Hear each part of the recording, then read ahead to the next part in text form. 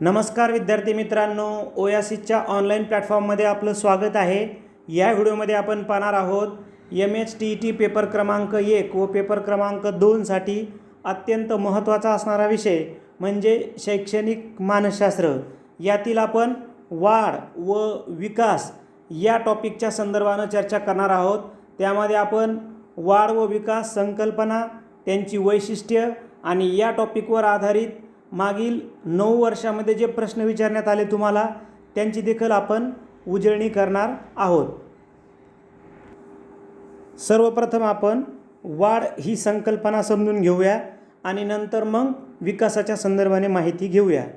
तर वाढ ही प्रामुख्याने शरीरातील पेशींच्या विभाजनामुळे आणि पेशींच्या आकारात होणाऱ्या वाढीमुळे होणारी एक जैविक प्रक्रिया आहे।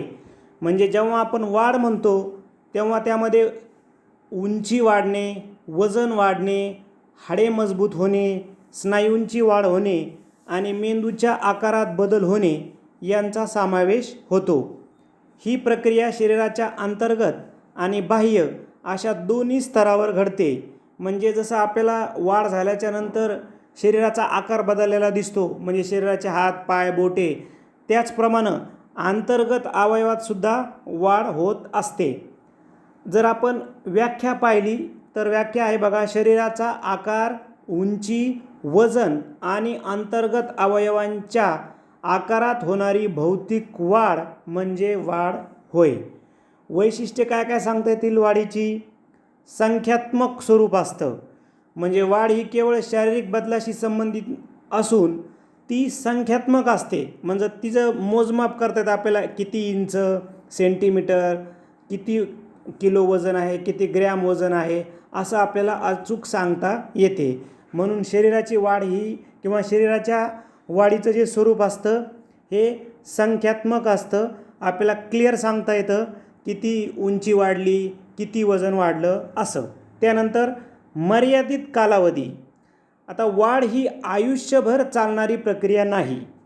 ठराविक वयात म्हणजे साधारणपणे 18 ते 21 वर्ष म्हणजेच परिपक्वता प्राप्त झाल्यानंतर वाढ थांबते। म्हणून वाढीचं मर्यादित कालावधी हे एक प्रमुख वैशिष्ट्य मानलं जातं। विशिष्ट कालावधीपर्यंतच वाढ होते। त्यानंतर शारीरिक पैलू काय आहे बघा वाढीचा? वाढीमध्ये केवळ बाह्य किंवा शारीरिक बदलांचा समावेश होतो। वाढ ही विकासाचा एक भाग आहे, पण वाढ झाली म्हणजे कार्यक्षमता वाढलीच असं नाही। ठीक आहे, म्हणजे विकासापेक्षा वाढ एक छोटी संकल्पना आहे। म्हणजे आपण म्हणतो ना, एखाद्या व्यक्तीचा प्रचंड प्रमाणात विकास आहे तर त्यातला एक भाग म्हणजे त्याचं शरीर मजबूत आहे, तो वाढलेला आहे असं आपण म्हणू शकतो। म्हणजे विकास ही ब्रॉड संकल्पना आहे आणि त्यातली एक छोटी संकल्पना म्हणजे वाढ आहे। आनुवंशिकतेचा आणि आहाराचा प्रभाव वाढीवर पडतो बघा। वाढीवर आनुवंशिक घटकाचा, ज्याला आपण हेरिडिटी असं म्हणतो, मोठा प्रभाव असतो। तसेच योग्य आहार आणि पोषण वाढीसाठी आवश्यक असते। ठीक आहे, जे आईवडिलांकडून मिळते मुलांना उंची, शरीराचा आकार, तर ते ठीकच आहे, परंतु आहार आणि पोषणसुद्धा महत्त्वाचं असतं। म्हणजे अनुवंश आणि आहार आणि पोषण हे वाढीसाठी आवश्यक घटक आहेत। विशिष्ट दिशा नसते।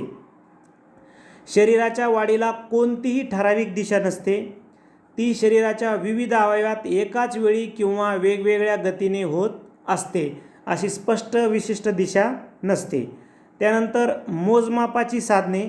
वाढ मोजण्यासाठी वजन काटा, उंची मोजण्यासाठी पट्टी, ज्याला म्हणजे स्केल जे असेल ते, यासारखी वस्तुनिष्ठ साधने वापरता येतात।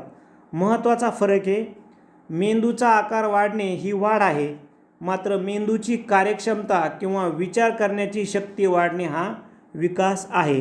म्हणजे अवयवांचा फक्त आकार वाढला तर तिला आपण वाढ म्हणतो, परंतु त्या विशिष्ट अवयवानं एखादं कौशल्य डेव्हलप केलं तर त्याला आपण म्हणतो विकास झाला। म्हणजे जसं आता मेंदू क्रिटिकल थिंकिंग करतो, ठीक आहे, तर मग ती विकास झाला त्या व्यक्तीचा। नुसता मेंदूचा आकार वाढला तर वाढ झाली।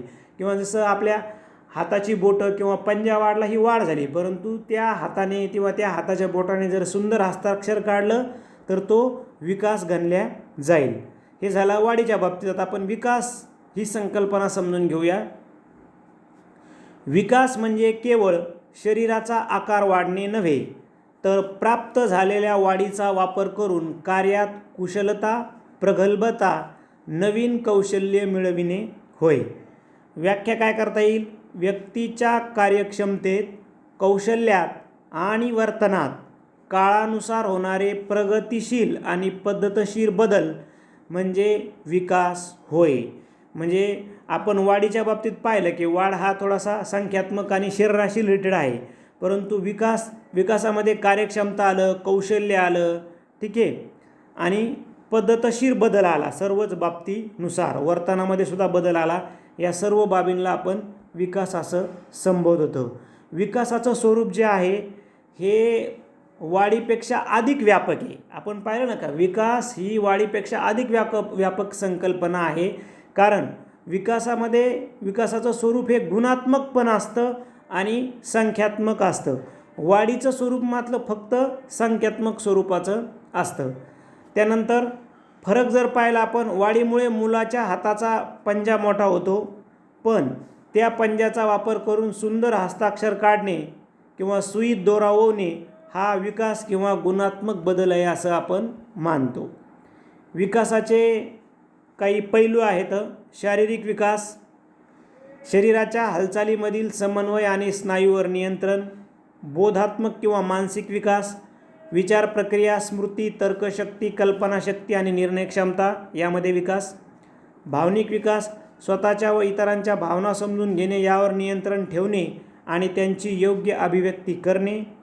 सामाजिक विकास, समाजाचे नियम समजून घेणे, इतरांशी संवाद साधणे आणि समूहात वावरण्याची क्षमता. त्यानंतर विकासाची काही तत्त्वे समजून घेऊ आपण. सातत्याचं तत्त्व. आता विकास ही जन्मापासून मृत्यूपर्यंत अखंड चालणारी प्रक्रिया आहे. ती कधीही थांबत नाही.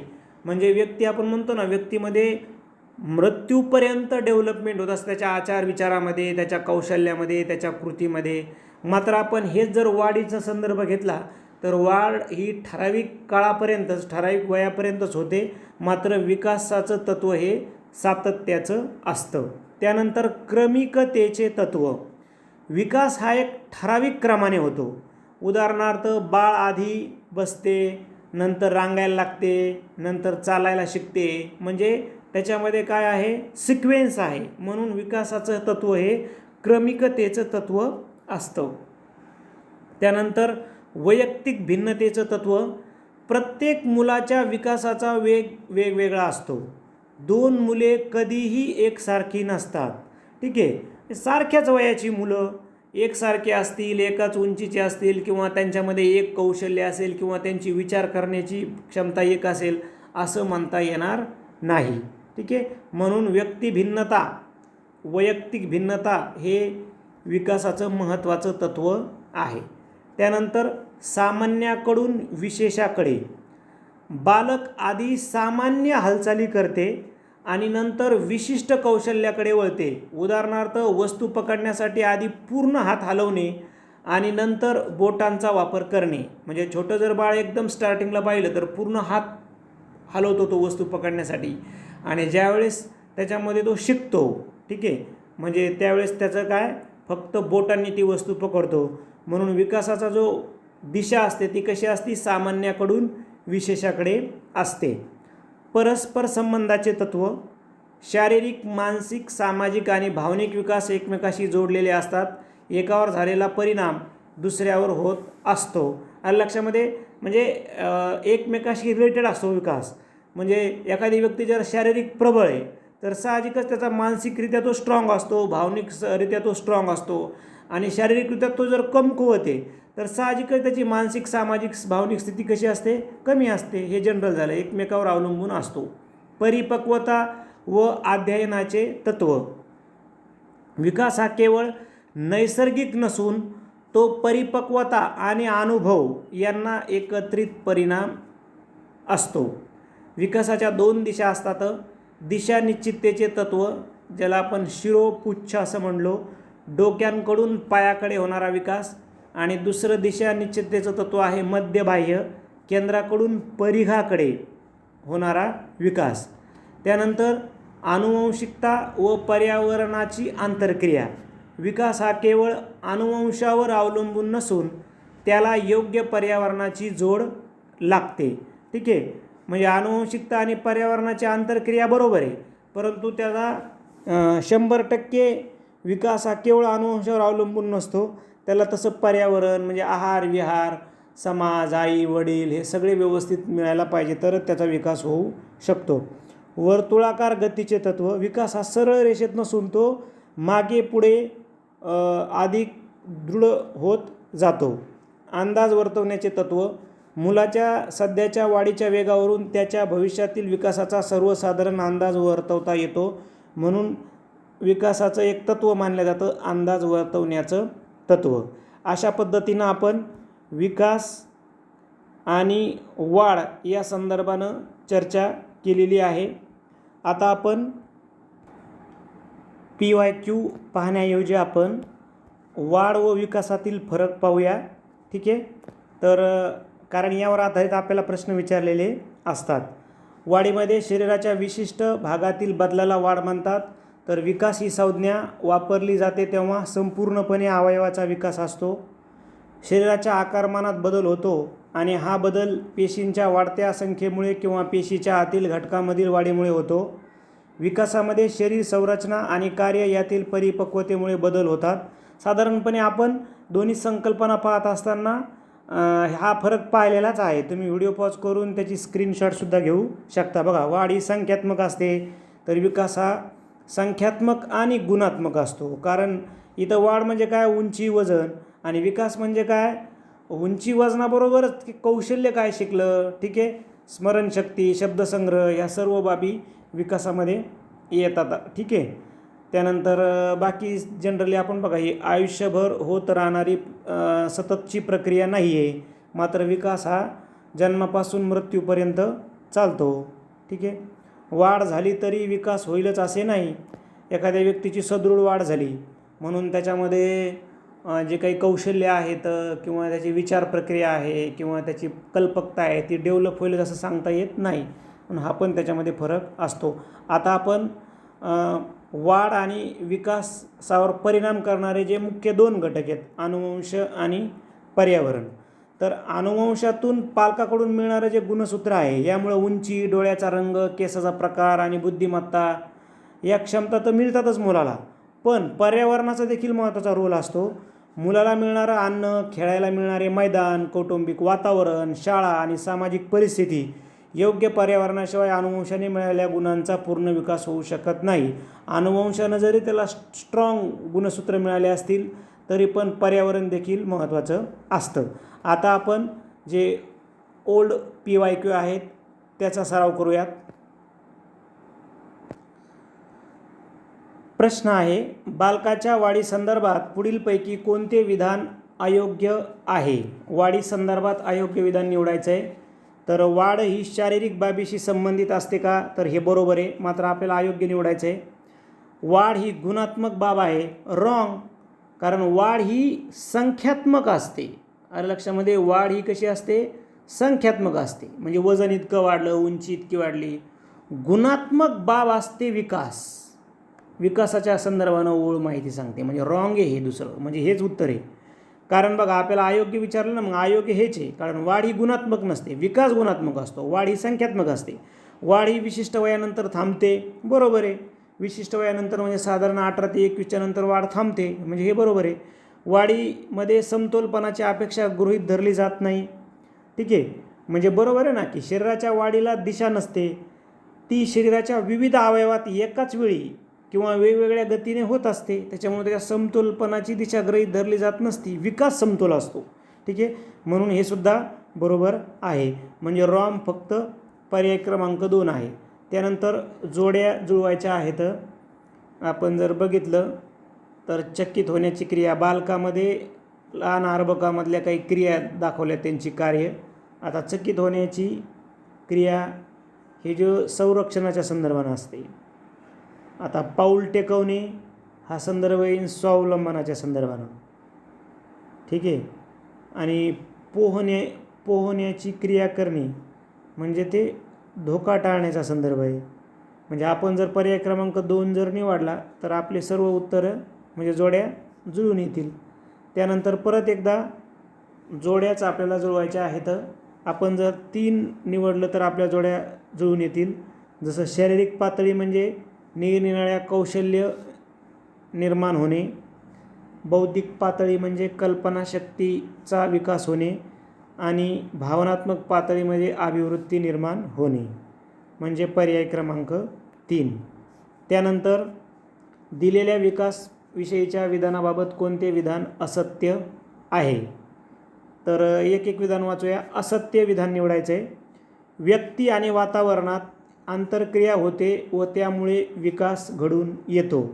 हे तर बरोबरच आहे विधान, ठीक आहे, हे बरोबर विधान आहे. मात्र आपल्याला अयोग्य निवडायचे आहे, असत्य निवडायचे. प्रगतीच्या स्वरूपात बदल होण्याच्या क्रियेला विकास संबोधतात. बरोबर आहे ना, प्रगतीच्या स्वरूपात बदल होतो. गुणधर्मात होणारी बदलांची जाणीव करून देणारा विकास असतो. हे पण बरोबर आहे. वाढ ही विकासाच्या तुलनेत व्यापक संकल्पना आहे. रॉंग. आत्ता आपण पाहिलं ना की व्यापक संकल्पना कोण आहे? विकास आहे. विकास ही व्यापक संकल्पना आहे. उलट वाढ ही विकासाचा एक भाग आहे. कारण वाढीशिवाय देखील विकास होऊ शकतो ना, किंवा वाढ झाली तरी विकास होईलच असं नाही आहे, ठीक आहे. म्हणून विकास ही व्यापक संकल्पना आहे वाढीच्या तुलनेमध्ये, ठीक आहे. म्हणून पर्याय क्रमांक असत्य 4 आहे. पर्याय क्रमांक 4. दिलेल्या उद्दिष्टांपैकी लैंगिक शिक्षणाची उद्दिष्टे कोणती आहेत? ठीक आहे. तर आता बघा, याच्यामध्ये लैंगिकतेविषयी असणारे अज्ञान दूर करणे बरोबर आहे. प्रजोत्पादन संस्थेच्या कार्याची योग्य माहिती देणे बरोबर आहे. मुलांना कुटुंब संस्थेच्या कार्याची माहिती देणे बरोबर आहे. निकोप व सदृढ शरीर स्वास्थ्यासाठी मार्गदर्शन करणे बरोबर आहे. म्हणजे अ, ब, क, ड ही 4ही उद्दिष्टे आहेत. त्यानंतर मुलांच्या बोधात्मक विकासाच्या बाबतीत मुलांच्या विकासातील विचार व भाषा यावर आधारित सिद्धांत यांनी मांडून बोधात्मक विकासात सामाजिक आंतरक्रियाचा मोठा वाटा असून आंतरक्रिया जशा कृतीतून तशा संभाषणातूनही घडतात असं मत मांडलं. भाषा आणि विचार म्हटलं की आपल्याला वायगोटस्की आठवतो, ठीक आहे. आता आपण सिद्धांत घेतले नाही तर त्यामुळं सिद्धांतावर आपल्याला जर वेळ मिळाला तर आपण स्वतंत्र विकासाच्या सिद्धांतावर व्हिडिओ बनवण्याचा प्रयत्न करू. गेसेल यांनी विकासाची संकल्पना मांडताना या गोष्टीवर भर दिला तर गुणविशेष. त्यानंतर खाली दिलेल्या विधानांमध्ये वाढी संदर्भात कोणते विधान योग्य आहे? वाढ ही निश्चित स्वरूपाची असते. आपल्याला काय म्हटलं आहे? योग्य विधान म्हटले ना. तर वाढ ही निश्चित बोललो आपण. तर दिले काय? वाढ ही अनिश्चित स्वरूपाची असते. तर आता हे रॉंग आहे ना, कारण वाढ कशी असते? निश्चित असते ना. उंची वजन निश्चित सांगता येतं ना तुम्हाला, 55 किलो, 60 किलो, 30 सेंटीमीटर, हे निश्चित असतं, ठीक आहे. अनिश्चित नाही म्हणता येत. वाढ ही आनुवंशिक असते. बरोबर आहे. बाळाची उंची व वाढ ही आईवडिलांच्या गुणसूत्रावर अवलंबून असते ना, तर हे बरोबर आहे, आनुवंशिक असते. गर्भधारणेच्या वेळी गुणसूत्राच्या मांडणीप्रमाणेच वाढ होईल असे नाही होईल, किंवा हे रुंगलं. गुणसूत्राच्या मदतीने तयार होणाऱ्या जैविक रचनेवर वाढ नियंत्रित नसते, तर असते असं पाहिजे होतं. इथं होईल पाहिजे होतं, म्हणजे हे बी चुकलं.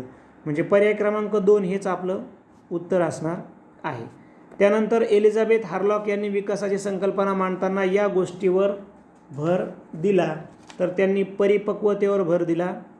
नेक्स्ट, खाली दिलेल्या विकास प्रक्रियेच्या वैशिष्ट्यांपैकी कोणते वैशिष्ट्य अयोग्य आहे?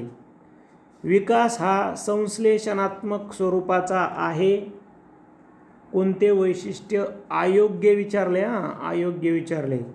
विकास हा संश्लेषणात्मक स्वरूपाचा आहे, बरोबर आहे. विकास प्रक्रियेमध्ये व्यक्तिभिन्नता आढळते, बरोबर आहे. विकासामध्ये भोवतालच्या परिसराचाही वाटा असतो, आपण पाहिलं ना, पर्यावरणाचा वाटा असतो. प्राण्यांच्या तुलनेत मानवाच्या विकासाचा वेग जास्त असतो असं नाही म्हणता येणार. आपण जर पाहिलं उदाहरणार्थ बकरी किंवा गाय यांची पिल्लं तर जन्मताच ते उभे राहतात आणि मानवाचं जे काय असतो बालक त्याला म्हणजे खूप वेळ लागतो. म्हणजे चौथा चुकीची माहिती देऊ लागला, म्हणजे चौथंच अयोग्य आहे. म्हणून 4 उत्तरे. त्यानंतर कारक विकासामध्ये गुटेरीजने सांगितलेल्या खालीलपैकी कोणत्या बाबींचा समावेश होत नाही? तर कौमार्यावस्था प्राप्त होईपर्यंत मुलामुलींच्या कारक विकासात खूपच फरक दिसून येतो. ठीक आहे, याच बाबीचा गुटेरेजने सांगितलेल्या विकासाच्या कारक विकासामध्ये या बाबीचा समावेश होत नाही. पर्याय क्रमांक 3. शारीरिक विकासाबाबत खालीलपैकी कोणती बाब लागू पडत नाही? शारीरिक विकासाबाबत कोणती बाब लागू पडत नाही? बघा, विकास हा परिमाणात्मक असतो नाही. परिमाणात्मक नसतो विकास. सांगता येत नाही परिमाणात की इतका झाला, 2 झाला, 4 झाला असं सांगता येत नाही. वाढ ही परिमाणात्मक असते. आलं लक्षामध्ये? म्हणजे पहिलं रॉंग आहे. विकास हा क्रमबद्ध असतो, हे बरोबर आहे. विकास हा क्रमबद्ध असतो. जसं बाळ रांगतं म्हणजे अगोदर बसते, मग रांगते, मग चालायला लागते, तर बरोबर आहे. प्रत्येक व्यक्तीचा विकासाचा वेग भिन्न असतो, हे बरोबर आहे. ठीक आहे, वैयक्तिक भिन्नतेचं तत्त्व असतं ना. विकासातील बदल सुधारणात्मक असतात, बरोबर नाही. व्यक्तीची विचार प्रक्रिया, कल्पनाशक्ती, तर्कशक्ती, निर्णय क्षमता, भावना, त्याचं कम्युनिकेशन यामध्ये बदल होतच असतात. ठीक आहे, म्हणून विकास हा सुधारणात्मक असतो का? तर हो. ठीक आहे, सुधारणात्मक असतो. तर मग आता काय म्हणले ते, शारीरिक विकासाबाबत खालीलपैकी कोणती बाब लागू पडत नाही? मग ही पडते, ही पडते, ही पडते. म्हणजे पर्याय क्रमांक 1च उत्तर घ्या की पहिलाच लागू पडत नाही. कारण विकास हा परिमाणात्मक नसतो, त्याचा गुणात्मक संदर्भ असतो. परिमाणात्मक कोण असतं? तर वाढ असते.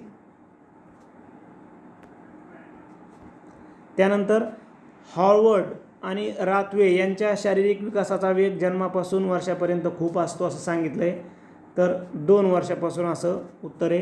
तर आपण काय केलं आहे, ज्या विविध मानसशास्त्रज्ञांच्या विकासाच्या संदर्भानं प्रश्न आले होते ते आपण डायरेक्ट उत्तरं घेतले. आपल्याला वेळ मिळाल्यास आपण त्या संदर्भानं चर्चा करू. इथं फक्त आपण वाढ आणि विकासाच्या संदर्भानंच विश्लेषण चर्चा केलेली आहे. धन्यवाद.